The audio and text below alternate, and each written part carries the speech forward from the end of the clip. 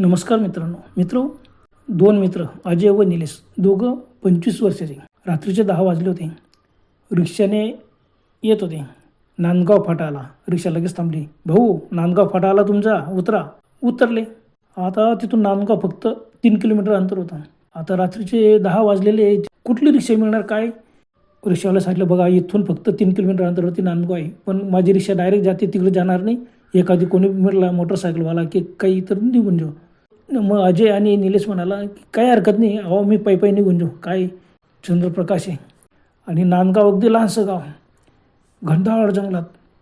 त्यांनी सांगितलं, बघा हे रस्त्यावर जाताना जे जंगल आहे ना, एकदम घनदाट जंगल आहे, जरा सांभाळून जावा. तुम्ही पैदल बी गेले तर 3 किलोमीटर काही जास्त नाही, तुम्ही पटकन पोहोचून जाल, पण सांभाळून जायचं बरं. आता दोघं तरुण होते. ते म्हणायचे काही घाबरायचे कारण नाही, बघा आमच्याजवळ मोबाईल आहे, टार्चच्या उजेडात आम्ही निघून जाऊ.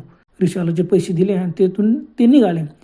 आणि एकदम त्यांच्या लक्षात आलं, बापरे कच्चा रस्ता आहे, मुरमाड रस्ता सर्व, आणि घनदाट जंगल. थोडंसं पुढे आले. आता त्यांना जीव घाबरायला. आता काय करायचं? अजय म्हणाला, हे बघ निलेश, मला असं वाटतं की आपण यायला नको होतं. तर बाबा जे झालं ते झालं, चला आता मित्राला फोन लावतो. तो म्हणायचे, नाही आपण का दोघांनी ठरवलेलं आहे की बा आपण त्याला सरप्राईज द्यायचं, त्याच्यामुळे काही मित्राला फोन लावायचा नाही, चला आपण निघून जाऊ. पै पण गेलो ना, ते 1 ताससुद्धा लागणार नाही आपल्याला. दोघांनी पाठीमागे बॅग लटकवल्या, पाण्याची बाटली काढी, पाणी पिले, चला निघा, थंडीचे दिवस आहे, काही वाटणार नाही, फटाफट आपण निघून जाऊ. चाला लागलं. थोडंसं पुढे आले. एकदम पाहतात तर समोर एक शेकोटी पेटलेली होती. एक वयस्कर माणूस तिथं बसलेला होता. बापरे, एवढ्या घनदाट जंगला रस्त्याच्या बाजूला शेकोटी पेटून हा मनुष्य बसलेला आहे. यांच्या सासू लागताच त्यांनी तिथून आरवडे मारली. कोण आहे? याने सांगितलं, मी अजय, हा माझा मित्र निलेश आहे, आम्ही नांदगावला जातो आहे. तो ना इकडे या. हे ते शेकोटी जवळ गेले. तो मनुष्य उभा राहिला. 60 वर्ष वय असेल त्याच्यासह. त्याच्या हातात काठी होती. स्वेटर, काळ्या रंगाचे स्वेटर घातले, ते पांढरं सफेद धोतर होते आणि गळ्यात मफलर होतं. तोंडाला असं मफलर त्यांनी बांधलेलं होतं. फक्त चेहरा दिसत होता. शेकोटीच्या प्रकाशात बघतात चेहरा एकदम मिशा वगैरे, हा मजबूत अंगकाठीचा मनुष्य होता. त्यांनी विचारला, पोरांनो तुम्ही कुठे चालले? यांनी सांगितलं ना तुम्ही, बाबा आम्हाला नांदगाव जायचं आहे. मग ते बाबा म्हणाले, बघा फक्त 3 किलोमीटर अंतर आहे, पण हे घनदाट जंगल आहे बरं का, जरा सांभाळून जायचं. मग निलेशने विचारले, तर वाघ वगैरे आहेत का? आम्ही मित्राला विचारलं, तो त्याने सांगितलं, वाघ वगैरे काहीच प्राणी, फक्त घनदाट जंगल आहे, लहान छोटे लांडगे कोल्हे फक्त तुम्हाला दिसतील. तुम्ही दिवसाच्या, रात्री येऊ नका. आपण काय करा, आम्ही ठरवलं आणि आम्हाला उशीर होऊन गेला बाबा, रात्री तर रात्री आम्ही पोचून जाऊ, काही जास्त अंतर नाही. आता तो मनुष्य उभा होता. अंग शेकत, ते म्हणा अंग शेकून घ्या, थंडीचे दिवस मग पुढे जा. मग हे दोघांनी सांगितलं, आमच्या अंगात स्वेटर आहे, पायात बूट आहे, काही चिंता नाही, आम्हाला काही एवढी थंडी वाजत नाही. पण अजय मला एक बघ निलेश, गप्पस, थोडंसं अंग शेकून किंवा आपण जाऊ. मग त्यांनी विचारलं, बाबा रस्त्यावरती इथं आजूबाजूला काहीच नाही, मग तुम्ही इथं कसं काय? बाबांनी सांगितलं, बाबा रे इथं जेवढंच माझी झोपडी आहे, माझी शेत इथं हे जंगलात आहे ना, तर मध्ये मोठं शेत आहे, मी इथं रस्त्यावर येऊन शेकोटी करून बसलो बुवा अंग शेकत, मला काही भीती वाटत नाही, मी इथलाच राहणार आहे. मग दोघांना वाटलं खरं आहे ते बेसीन. त्यांनी विचारलं की मी कोणत्या मित्राकडे जात आहे? मग त्यांनी सांगितलं, अशोक आहे आमचा मित्र. त्यांचं नाव सांगितलं, नाव सांगितलं. तो हो ओळखतो मी, पण बाबा घनदाट जंगल आहे, जरा सांभाळून जा बरं, या जंगलाची तुम्हाला माहिती आहे का? दोघं म्हणाले, बाबा आम्ही पहिल्यांदाच येतो आहे. मग गप्पा मारता बाबांनी सांगितलं, बाबा रे जरा सांभाळून जा बरं, आणि बघ कोणी दिसलं की आरोळी मारले ना, उत्तर द्यायचे नाही, सरळ निघून द्यायचे. तुम्ही कोणी तुम्हाला हाक मारले तर थांबायचे नाही. निलेश जरा आगाऊच होता. निलेश म्हणायचा, आणि थांबलं तर ते काय करणार आहे? जमाना कुठे गेला बाबा, तुम्ही म्हातारे लोक आहेत, तुम्हाला काही समजत नाही, तुम्ही की नाही मुलांना दिरसा द्यायला पाहिजे, तर तुम्ही घाबरवण्याचं काम करतात. बाबा म्हणाल, बाबा मी तसं काही नाही, पण मी सावध करतो तुम्हाला. मग यांनी ऐकलं नाही. शेकोटी बोलते अंग शेकत उभी होते. तेवढ्यात त्या बाबांनी खिशातून तंबाखू काढली, चुना वगैरे लावला आणि तंबाखू खाल्ली. आता ते बघून निलेश बी तंबाखू खाणार होता. निलेश म्हणाल, बाबा मला बी द्या थोडीशी तंबाखू. बाबा ना, तू तंबाखू खातो? तर ना, हो. बरं ठीक आहे. मग त्यांनी दिली. अजय आश्चर्याने पाहत होता. अजयला माहीत होतं की निलेशला तंबाखू खायची सवय, पण समोर तंबाखू खाणारा दिसला तर निलेशने लगेच ते तंबाखू घेतली. मग निलेशने पण तंबाखू खाल्ली. निलेश म्हणाला, चला बाबा आम्ही आता येतो. दोघं रस्त्याला लागल्यानंतर पुढे गेले. थोडंसं पुढे गेल्यानंतर अजयने मागे ओढून पाहिलं. एकदम आश्चर्याचा धक्का बसला. तो ना, अरे आपण किती 20-25 फूट पुढे आलो. म्हणे हां, मग काय झालं? अरे निलेश, मागे वळून बघ. निलेशने मागे वळून पाहिलं. कुठे ते बाबा? मागे वळून बघितलं आणि एकदम घाबरले. भाग्य शेकोटी नव्हती, ते बाबा नव्हते, कोणीच नाही. बापरे, काय होते? निलेश म्हणाला, नाही रे बाबा, तसंही आपण रस्त्याला लागलो ना, आपण तडतड आपण खूप पुढे येऊन गेलो. चला मागे वळून जाऊन बघायचं का कुठे शेकोटी? आपण की नाही ते मागे येते बाबा, आपण जास्त पुढे येऊन गेलो. माझे म्हणाले, नाही मागे आता जायचं नाही, सरळ पुढे चालत राहायचं. निलेशने फक्त मोबाईलचा टार्च चालू ठेवला, अजयने बंद करून दिला. ते म्हणजे एकच टार्च चालू ठेवा. अजय म्हणाले, बघ मी आता अशोकला फोन लावतो आणि सांगतो आम्ही येतोय. प्रयत्न करतो पण काय, मोबाईलला टावरच नव्हता. अजय म्हणाला, अरे निलेश बघतो तुझ्या मोबाईलला टावर. मग निलेशने प्रयत्न केला, अरे टावरच नाही, आता कॉल कसं लागणार? दोघं घाबरले. जंगलातून चालताय, घंटाळ जंगल. आता यांना भीती वाटायला. रातकडचा आवाज, थंडगार वारा वाहत होता. यांच्या अंगावर स्वेटर, टोपी होती, बूट मोजे सर्व, तरी सुद्धा यांना खूप थंडी वाजत होती. रस्त्याने चालताय, आजूबाजूला सुनसान शांत. निलेश आणि अजय थांबून पुन्हा मागे वळून पाहतो. अरे बाबा, कोणी आलं तर बरं होईल ना आपल्याला. आपण पहिल्यांदा ज्या गावाला जातोय आपल्याला माहीत नाही, मग काय करायचं? तर काही घाबरत आता येऊन तर गेलो, गाडी फसलेली, चला चला चालताय. पण जोरात जाताना फक्त यांच्या बुटांचे आवाज येते, काहीच नाही. रातकड्यांचा अकिर आवाज, मध्ये एखाद्या विचित्र पक्ष्याचा आवाज यायचा. कोणाशी त्याने घुबड. एकदम वटवा गुळगुडत पडत गेलेत. दोघं घाबरले. बाप, काय करायचं? तर काही इलाज नाही. आता आपण अर्धा अंतर तर येऊन गेलेलो आहे, काय घाबरायचं? इतकं घनदाट जंगल होतं. त्यांना वाटलं एखादं वाघ आला, लांड घालायचं, काय सांगता येत नाही. माझे म्हणाले, बाबा त्याने सांगितलं इथं वाघ लांडगा काही नाही आहे, कोल्हे लांडगे दिसू शकतात, पण काही भीती नाही एवढी. आपल्या बुटांच्या आवाजानेच ते पळून जातील. बुटांचा आवाज करत करत चालू लागला. आणि बघ, मोठमोठ्याने बोलत राहायचं, मोठ्याने ओरडत राहायचं, म्हणजे कसं आहे हिंसकपणे पळून जातील. निलेश म्हणाला, आपण खरंच आधी मित्राला फोन करून सांगायला पाहिजे होतं, मी आता निघालो, नाही तर तो आपल्याला घ्यायला तरी या फाट्यापर्यंत आला असता. माझे म्हणाला, त्याने आधीच सांगितलं की रात्रीच्या वेळेला येऊ नका, दिवसा ज्या.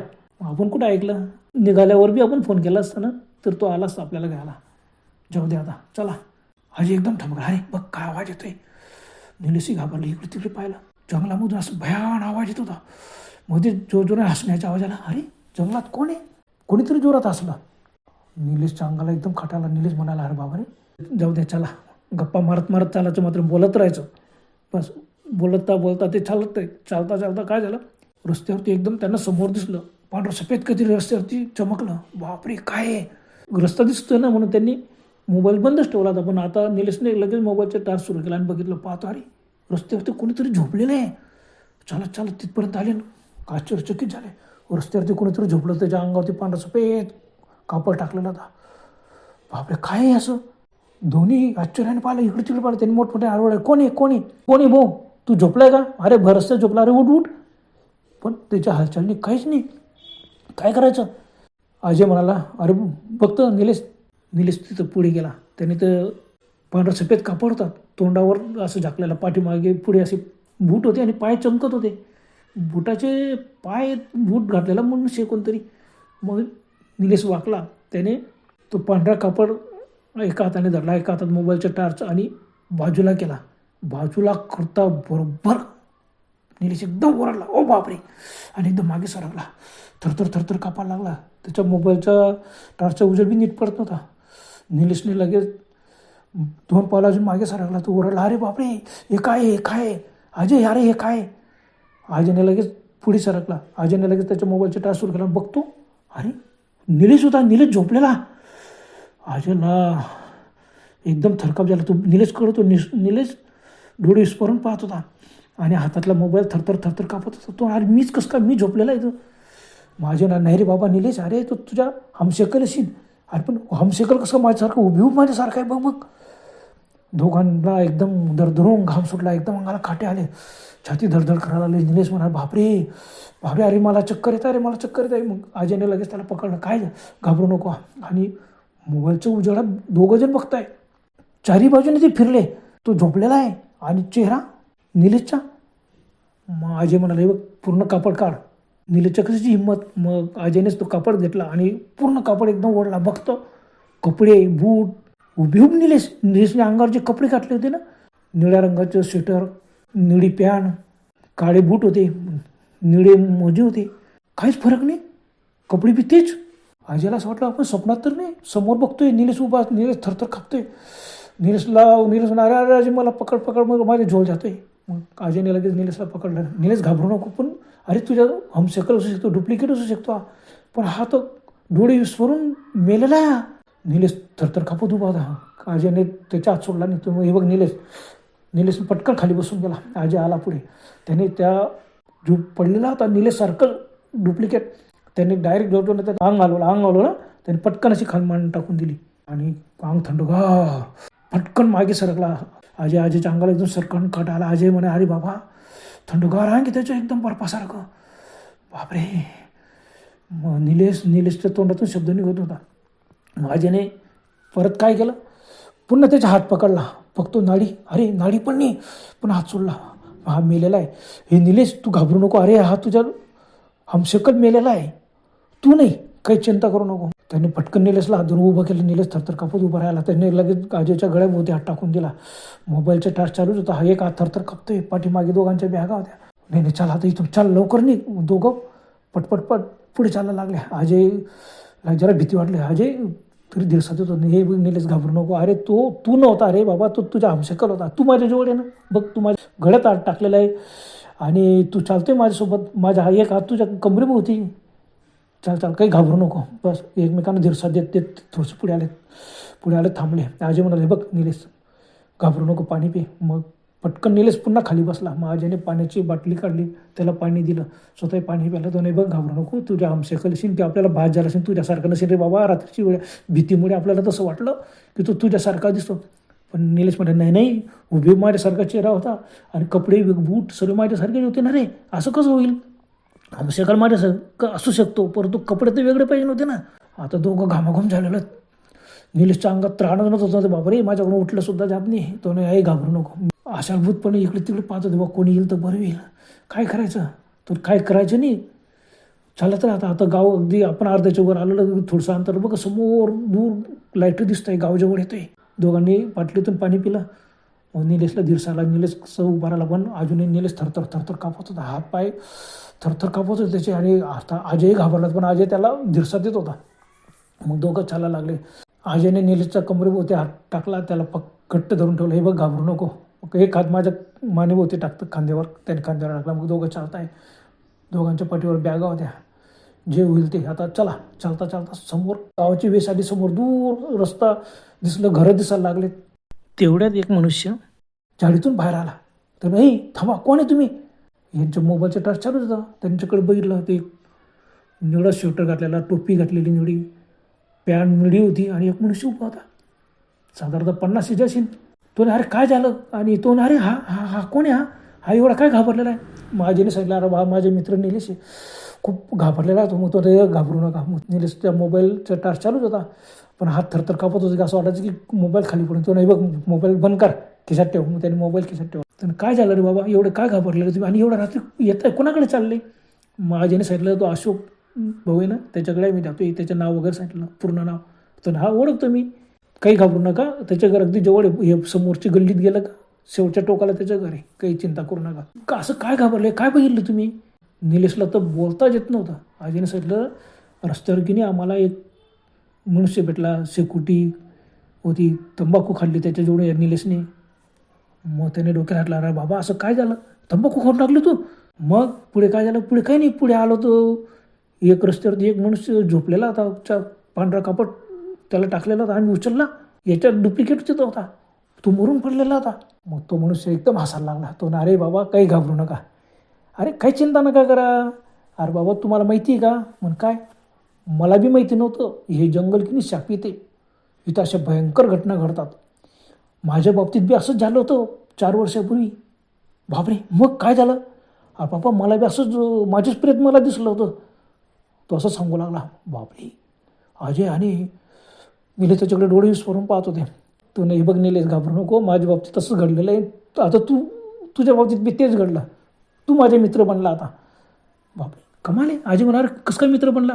मग तो मनुष्य म्हणाला जो मी अनुभव घेतला तो याने पण घेतलेला आहे, म्हणजे हा माझे मित्रच झाला ना, काही चिंता करू. हे बघ घाबरू नको निलेश, आता तू माझे मित्र झालेला आहे, चाल माझ्या घरी मी तुला घेऊन जातो. त्याच्या गळ्यात हात टाकला आणि त्याला लगेच नेऊ लागला. आजी म्हणा, अरे अरे तू त्याला कुठे नेतो? अरे आम्हाला अशोकच्या घरी जायचं आहे.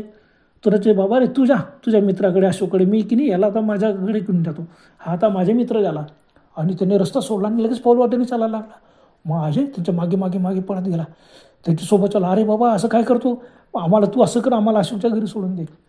तो म्हणून म्हणाला, नाही नाही तू जा अशोकच्या घरी, मी की नाही याला घेऊन जातो माझ्या घरी. आता माझा मित्र झालेला आहे, मी याला घेऊन जातो. अरे बाबा माझ्या बाबतीत सुद्धा असंच घटना घडलेली होती, जाऊ दे चला. बापरे, अजयला एकदम धडकीच भरली की हा मनुष्य कोण आहे अनोळखीने. अजय विचार करतो की हा निलेश त्याच्यासोबत चालायला लागून गेला. निलेश म्हणाला, अजय घाबरू नको, आता मला माझे मित्र भेटलेला आहे. कमाली, डोळे विस्पारून अजय पाहत होता. अजय म्हणाला, ए निलेश तू कसं काय करतोय? अरे तू त्याच्यासोबत जाऊन आपल्याला अशोकच्या घरी जायचंय. त्याने लगेच निलेशच्या हात धरला, जोरात खेचला. ते थांबले. निलेश थांबला, तो मनुष्य थांबला. तो अजय, हे बघ भाऊ तुझे नाव काय आहे? याने सांगितलं माझे नाव अजय. मग अजय भाऊ तू जा अशोक भाऊकडे, मी की नाही हा आता माझे मित्र, मी याला माझ्याच घरी घेऊन जातो, तू चिंता करू नको, जा तू.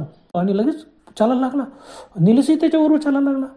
अजय चालतो, ती पटापट पुढे चालायला. आता अजय त्याच्याबरोबर परत त्यांच्या मागे जायला लागला. तेवढ्यात एकदम अजय दचकला, कारण ती दुनिया गायब होऊन गेली. अजयला एकदम थरका भरला, अंगाला एकदम घाम सुटला. बापरे काय झाला? मग अजयने इकडे तिकडे पाहिला. पाऊलवाट होती पण घनदाट जंगल समोर, गावाचे लाईट चमकत होते.